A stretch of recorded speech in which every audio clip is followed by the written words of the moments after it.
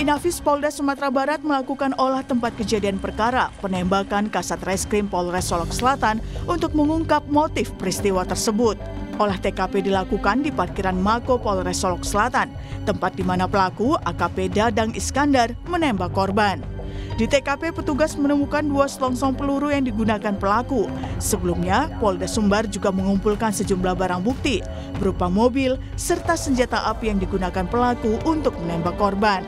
Jumat dini hari, Kabaks Operasional Polres Solok Selatan AKP Dadang Iskandar yang merupakan pelaku penembakan menyerahkan diri ke Polda Sumatera Barat. Sebelumnya, polisi sempat memburu pelaku yang diduga bersembunyi di Kabupaten Solok Selatan. Propam Sumatera Barat sudah memeriksa 5 orang dalam kasus ini. Sementara terkait motif, Kapolda Sumatera Barat Irjen Suharyono menyebut masih diselidiki. Termasuk ada tidaknya kaitan dengan penyelidikan kasus tambang ilegal yang sedang ditangani Polres Solok Selatan. Meski begitu, Kapolri Jenderal Listio Sigit Prabowo membantah adanya konflik internal terkait penyelidikan. Saya sudah perintahkan agar kasus itu diproses tuntas terhadap pelakunya, oknum, pelaku dari institusi, agar ditindak tegas, apakah itu proses etik maupun pidananya. Apalagi kalau kemudian motifnya kemudian ternyata dilakukan terhadap hal-hal yang selama ini kita anggap mencederai institusi. Saya minta siapapun, apapun pangkatnya, tindak tegas, nggak usah ragu-ragu. Ya, saya kira bukan masalah konflik internal ya. Proses sedang didalami, propam sedang kita turunkan. Komisi Kepolisian Nasional Kompolnas tegas meminta polisi tak hanya fokus mengungkap motif kasus penembakan. Komisioner Kompolnas Khoirul Anam mendorong Polda Sumbar menyelidiki keterkaitan penertiban tambang liar galian C dan mengungkap siapa saja aktor yang terlibat. Kami berharap ya kepada Polda tidak hanya berhenti di kasus penembakannya, tapi apa di balik itu semua, termasuk kalau ada aktor-aktor lain ya di balik peristiwa ini yang terkait galian C tersebut, itu juga harus diusut tuntas gitu. Karena secara esensi ini adalah, kalau ini betul ya, secara esensi ini adalah menghalang-halangi proses penegakan hukum yang dilakukan oleh kepolisian sendiri. Setelah proses visum, jenazah Kasat Reskrim Polres Solok Selatan, Sumatera Barat, AKP Rianto Ulil Asar, dipulangkan ke kampung halamannya di Makassar. Sebelum pemberangkatan, jenazah dilepas dengan upacara kedinasan yang dihadiri kerabat dan perwakilan pihak keluarga korban. Tim Liputan, Kompas TV.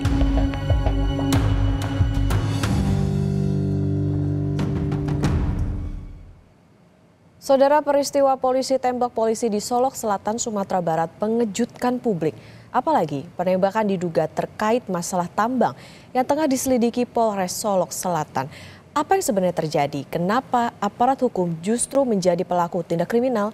Kita bahas soal ini bersama sejumlah narasumber. Ada paman dari Kasat Reskrim Polres Solok Selatan, AKP Rianto Ulil Ansor yang menjadi korban penembakan, yakni Pak Ruben Lewi, dan juga kriminolog dari Universitas Indonesia, Adrianus Meliala. Selamat pagi Bapak-Bapak, selamat pagi Pak Ruben, selamat pagi Prof. Adrianus. Selamat pagi Mbak, selamat pagi Pak Ruben. Selamat pagi semuanya. Selamat pagi Pak Adrianus. Sebelumnya saya ke Pak Ruben dulu. Pak Ruben, kami menyampaikan ungkapan bela sungkawa tentunya apa yang terjadi kepada ponakan Anda. Pak Ruben, sebelum peristiwa ini terjadi, apakah korban pernah bercerita soal kasus tambang yang sedang ditangani? Ya, sebelumnya saya ucapkan terima kasih atas simpatinya. Kami sangat berduka dan kami sangat berterima kasih karena kasus ini bisa diliput ya. Kami berharap bisa dikawal ke depannya. Dan berbicara tentang ponakan kami, Rian ini, sosok Rian ini sebenarnya sangat dekat dengan keluarga, terutama kepada ibunya ya, karena ayah beliau sudah almarhum. Dan sebagai anak yang dekat dengan orang tua, beliau memang sering curhat ya tentang apa saja. Karena memang di keluarga besar kami itu kedekatannya memang sangat dekat. Dan beliau ini memang banyak curhat ya kepada mamanya tentang pekerjaannya. Dan saya pikir ini wajar ya sebagai anak kepada ibunya. Dan tentunya juga curhatannya ini juga terkait dengan pekerjaannya yang memang sangat berat. Tetapi detail curhatan itu ya hanya mamanya yang tahu, tetapi memang beliau sering curhat tentang bagaimana tanggung jawabnya yang demikian besar. Dan kami bisa sangat memahami akan curhatan ini karena memang anak kami Rian ini, ponakan kami ini memang kami didik dengan sangat jujur dan beliau itu punya karakter yang luar biasa. Jadi ketika kita melihat kondisi yang ada di Indonesia dengan karakternya dia, ya sangat masuk akal kalau itu menjadi beban berat buat dia. Dan dia sebagai anak yang berbakti kepada orang tua, beliau sering curhat kepada mamanya, seperti itu. Oke, sering curhat, terbuka. Jadi memang Rian ini sangat dekat dengan orang tuanya. Ya, sering cerita soal tugasnya sangat berat di institusi kepolisian. Pak Ruben, informasinya korban juga pernah minta izin ke ibunya untuk keluar dari institusi kepolisian. Korban cerita juga kah alasan dia ingin keluar karena apa? Lalu apa yang sebenarnya ingin dia lakukan begitu ketika kalau misalnya ia bisa keluar dari institusi kepolisian? Iya, mungkin curhatan itu timbul karena beban berat ya yang dia alami. Dan saya pikir itu wajar karena beliau ini sangat sayang sama mamanya dan kepada siapa lagi dia harus curhat karena ayahnya sudah tidak ada. Jadi beliau memang curhat tentang beratnya pekerjaannya itu, tetapi detail dari curhatan itu tentang bagaimana dia mau keluar itu mamanya yang tahu. Tetapi memang informasi bahwa dia curhat dan dia merasa terbeban itu memang ada. Tapi sejauh mana kami belum terlalu tahu kecuali mamanya. Cuma memang kami agak kesulitan karena kakak kami itu dalam kondisi shock sekarang. Tetapi kami juga tetap akan berbagi jika memang ada informasi yang lebih detail tentang itu. Yang jelas kami sangat bangga dengan ponakan kami ini karena ponakan kami ini sangat baik ke semua orang, di keluarga juga baik. Dan kami juga sangat bangga dengan ponakan kami ini karena selalu dekat dengan keluarga, terutama mamanya. Anak ini benar-benar menurut kami sangat berbakti buat orang tua. Pak Ruben, tentu keluarga juga tidak mengharapkan, bahkan juga mungkin tidak menduga bahwa peristiwa ini bisa terjadi kepada AKP Rian, kepada almarhum. Lalu apa sebetulnya tuntutan dari keluarga setelah mengetahui ternyata Rian ini menjadi korban dari kasus polisi tembak polisi? Iya, sejujurnya kami harus katakan ini sangat shock ya. Bahkan saya sebagai omnya itu butuh berjam-jam untuk bisa menenangkan diri ya. Karena saya merasa ini kenyataan yang sangat sulit kami terima gitu loh. Jadi harapan kami ya, kami pengen Indonesia bisa belajar dari pengalaman ini. Keluarga berharap bahwa kepergian anak ponakan kami ini bisa menjadi pelajaran yang berharga buat Indonesia ya. Karena dengan kejadian ini mata kita terbuka, ada sesuatu yang perlu diubah.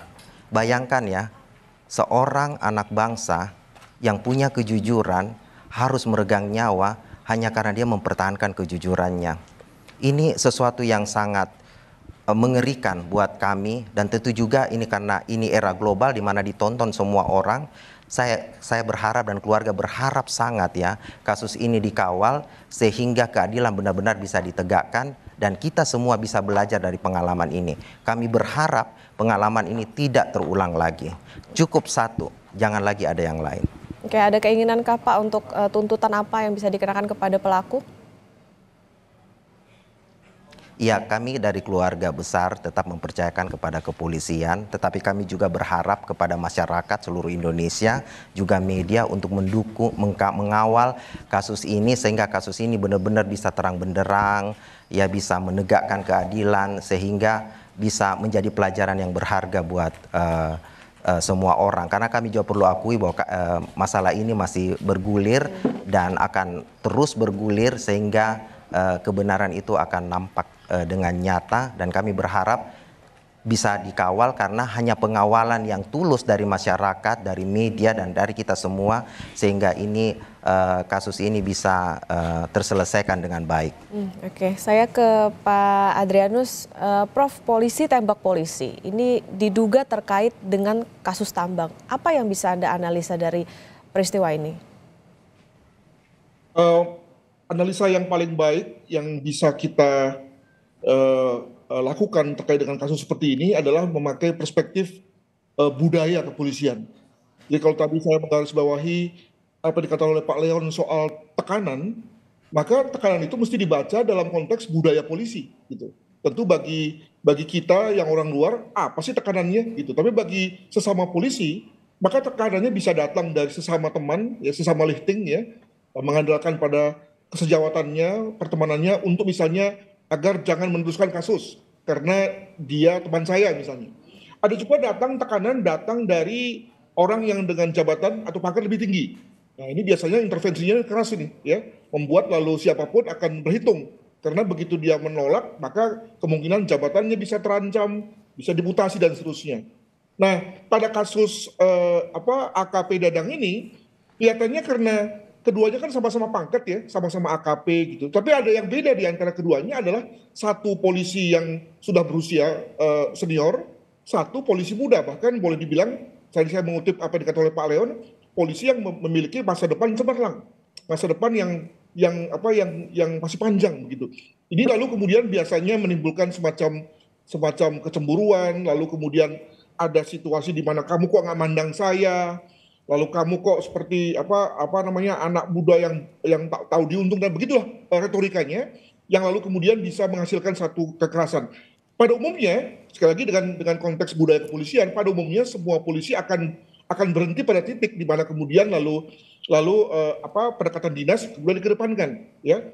Sekali lagi karena mereka umumnya tidak berani ya mengedepankan soal keluarga, soal budaya di atas soal dinas. Tapi ada kalanya pada orang-orang dengan pelaku ekstrim seperti hanya pelaku, kemudian malah berakhir dengan penembakan terhadap sejawatnya sendiri. Demikian, Mbak. Ya, tekanan secara internal, kecemburuan ini bisa menimbulkan orang bisa berbuat kekerasan. Nah, Prof, korban dan pelaku ini kan disebut bertemu saat pelaku tambang ilegal di Solok Selatan ini tengah diperiksa dan ada dugaan urusan membackingi di sini. Apakah rasa takut perbuatan akan ketahuan ini bisa mendorong orang untuk melakukan tindakan kriminal? Bisa begitu, tapi juga bisa dan lebih mungkin terjadi adalah bahwa orang yang ditangkap oleh korban adalah temannya atau mungkin juga orang yang sudah memberikan sesuatu kepada pelaku ya, sehingga kemudian ada hutang budi, ada rasa nggak enak, atau mungkin juga seperti yang dikatakan oleh Mbak bahwa si pelaku juga memiliki kepentingan di situ ya, mungkin juga karena ada modal juga di situ gitu ya. Makanya yang jelas bahwa ketika dia menghampiri korban, dia sudah dalam situasi yang sudah personal melihatnya. Apalagi ketika korban menghadapinya mungkin dengan pendekatan dinas, dingin ya, formal ya, maka lalu kemudian segera si pelaku melihatnya sebagai musuh ya, gelap mata, dan tadi melihatnya sebagai pihak yang harus dihabisi ya. Jadi sudah hilang ya pendekatan keluarga tadi, sebab di atas semuanya di Polri ini kan pendekatan keluarga kan, adik asuh, kakak asuh, abang asuh dan seterusnya, dan itu umumnya mampu meredam juga ya berbagai tekanan-tekanan tersebut. Makanya misalnya walaupun banyak anggota Polri mengalami tekanan dalam rangka tugasnya, hampir semuanya mampu meredam, dengan kata lain tidak kemudian lalu jadi sakit jiwa, tidak sehat mental dan seterusnya. Nah, tetapi ada juga yang kemudian lalu kalap sebagaimana yang terjadi pada kasus pelaku yakni AKP Dadang. Demikian. Oke. Saya mau ke pihak keluarga dulu, Pak Ruben. Ini tadi menarik soal bagaimana adanya tekanan maupun juga adanya dugaan kecemburuan begitu dari pelaku. Nah, Pak Ruben, dari korban atau AKP Rianto ini apakah pernah bercerita tentang tekanannya itu sebesar apa sih begitu ketika dia bekerja sebagai polisi? Karena kan tadi dikatakan bahwa AKP Rian ini masih muda tapi punya karir yang nanti bisa cemerlang begitu, kemudian juga sudah punya jabatan. Seperti apa, Pak Ruben? Iya, memang anak Rian ini sering curhat ke mamanya tentang beratnya beban pekerjaannya. Dan itu memang dari caranya dia curhat ya, dari pengakuan mamanya, memang ini masalahnya berat ya. Cuman seberat apa kita juga tidak bisa tahu ya, karena kan yang namanya berat itu relatif ya untuk setiap pribadi. Tetapi yang bisa kami tangkap bahwa dengan kejujuran anak kami ini, ponakan kami ini, itu memang cukup sangat berat ya. Jika kita melihat kondisi seperti sekarang dan kita lihat hasilnya sekarang kan menjadi satu tragedi ya. Dan itu yang membuat kami sadar bahwa memang apa yang selama ini dia curhatkan itu memang benar seperti itu. Cuman memang detailnya seperti apa itu hanya mamanya yang tahu. Tapi mamanya juga pernah cerita bahwa memang bebannya berat seperti itu. Jadi kami sebagai pihak keluarga yang memang dekat satu sama yang lain, kami hanya bisa mendoakan seperti itu. Tetapi memang kami benar-benar tidak menyangka kok bisa sampai terjadi seperti ini. Itulah sebabnya kami dari keluarga berharap sangat masalah ini bisa dikawal sehingga benar-benar keadilan bisa ditegakkan. Kami tidak ingin anak ponakan kami ini pergi dengan sia-sia. Karena biar maupun juga kami percaya anak kami ini kebanggaan Indonesia, sama seperti kami membanggakan Rian di keluarga besar kami. Pak Ruben, ketika bertemu dengan Rian, pernahkah tercetus atau bilang begitu sih Rian soal kakak asuh di kantor atau bagaimana situasi di kantornya? Iya, jadi Rian ini sangat profesional ya dalam bekerja. Kepada om-omnya dia bisa membatasi, kecuali kepada mama. Karena biarpun juga ya, secara manusia yang paling dekat, yang paling bisa memahami permasalahan kita yaitu mama. Seperti itu.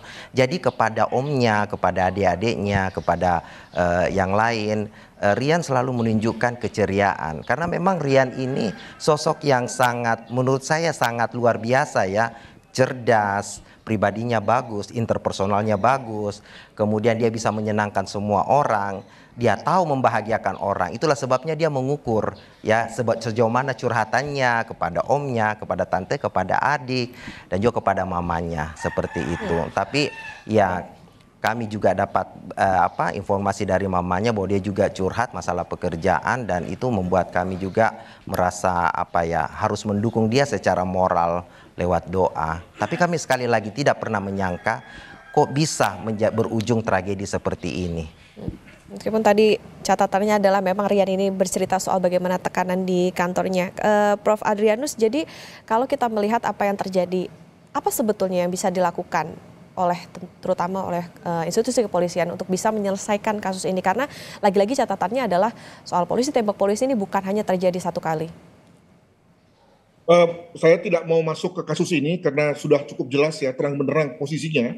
Namun kalau kasus ini kita jadikan sebagai hikmah gitu ya, maka apa hikmahnya? Saya melihat begini, pertama bahwa memang polisi yang bekerja di satuan reserse itu adalah polisi yang menjalankan peran antagonis, peran polisi jahat ya, dalam arti bahwa dia menangkap orang dan pasti ada orang yang nggak suka dengan ditangkap kan, keluarganya nggak suka, komunitasnya nggak suka, maka lalu kemudian mulai melakukan tekanan-tekanan terhadap si polisi reserse ini. Demikian juga mungkin juga ada jajaran juga nggak suka karena mungkin yang ditangkap adalah temannya dan seterusnya. Jadi memang biasanya polisi yang berada di reskrim itu memang umumnya banyak dan tanda kutip musuhnya gitu ya. Nah maka ketika menghadapi situasi itu ada polisi yang bekerja di reskrim itu kemudian lalu ada yang pakai pendekatan muka badak saja ya. Yang penting saya bekerja dengan tugas tegak lurus saja gitu ya. Maka siapapun yang nggak suka, siapapun yang ngancam-ngancam, saya tegak lurus saja. Tapi ada juga yang kemudian lalu yang nggak enakan, nggak tegaan, mungkin juga karena masa kemudian nggak mau memberi bantuan pada orang lain, lalu kemudian mulai memberikan dukungan dengan kata lain, lalu kemudian tidak jadi menangkap dan seterusnya. Nah, maka ada kemungkinan apa yang dihadapi oleh AKP Dadang terhadap korban itu adalah situasi di mana AKP Dadang ini tidak berharap bahwa sejawatnya ini lalu kemudian mungkin menolak atau mungkin menangkap si pelaku tambang ini gitu ya. Jadi mungkin dalam hal ini hubungan mereka baik-baik saja, tapi kok kemudian lalu si reserse ini kok nangkep ya gitu. Jadi ini memang satu situasi yang terjadi karena masing-masing pihak menjalankan fungsinya. Sekali lagi ketika reserse menjalankan fungsinya memang banyak yang nggak senang karena tadi dia pasti menangkap orang, merampas hak orang untuk sementara gitu ya. Nah, tinggal kemudian lalu kembali lagi konteks budaya kepolisian bekerja di mana mereka sebetulnya adalah keluarga ya. Maka saya katakan bahwa pada umumnya mereka akan berhenti pada saat ketika kedinasan bekerja, formalitas bekerja, maka umumnya berhenti. Tapi tadi ada saja orang-orang yang seperti halnya pelaku yang kemudian malah naik darah, ngamuk, dan kemudian lalu melepaskan tembakan. Demikian. Ya, baik, tentu harapannya adalah kasus ini bisa menjadi pelajaran juga bagi kepolisian, bagaimana jangan sampai ini terjadi kembali. Pak Ruben, singkat saja, dari keluarga jadi kapan jenazah akan dimakamkan, Pak? Iya, dari pihak keluarga belum menentukan, tetapi dalam waktu dekat ini, karena kami juga masih menanti kakak saya ada yang dari Kuala Lumpur, kemudian ada lagi dari Vietnam. Jadi kami menunggu keluarga bisa berkumpul, kemudian kami memutuskan. Tapi yang jelas dalam waktu dekat ini. Oke, baik, tentu mungkin 1-2 hari ke depan. Baik, diharapkan tentunya lancar ya Pak nanti untuk pemakaman maupun juga nanti pengusutan kasusnya. Terima kasih Paman dari Kasat Reskrim Polres Solok Selatan, AKP Rianto Ulil Ansar yang merupakan korban penembakan, yakni Pak Ruben Lewi. Kemudian juga terima kasih Kriminolog Universitas Indonesia Prof. Adrianus Melale sudah bersama di Sapa Indonesia Akhir Pekan. Sehat selalu. Terima kasih. Terima kasih. Amit.